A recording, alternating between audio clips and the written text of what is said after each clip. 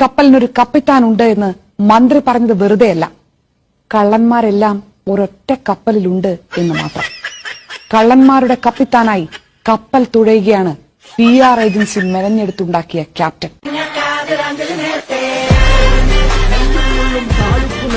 നമ്മുടെ കാലിനത് മെത്തയായി മാറും.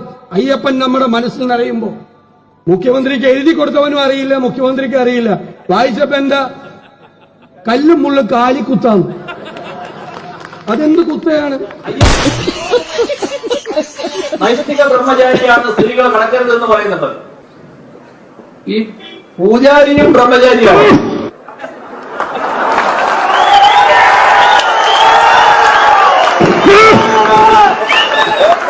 ഇതാണ് വസ്തുത. അവിടെ പൂജാരി ബ്രഹ്മചാരിയായിരിക്കും.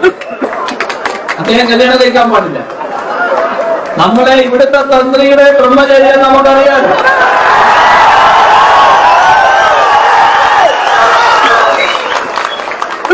ഗൃഹസ്ഥാശ്രമത്തിന്റെ കാര്യം മാത്രമല്ല ഞാൻ പറയുന്നത്, അതിന്റെ അപ്പുറം കടന്ന് വ്യഭിചാരത്തിലേക്ക് പോയിട്ടുള്ള കാരണം സ്ത്രീകളിപ്പോ അവിടെ കാര്യമില്ലേ?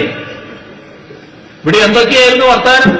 സ്ത്രീ കാര്യമല്ലോ, അത്തരമൊരു ഒരു തടസ്സമില്ലാത്ത കാര്യമല്ലോ. പോക്കാണോ അവർ ആഗ്രഹിക്കുന്നത്? നാം കാണേണ്ടത്.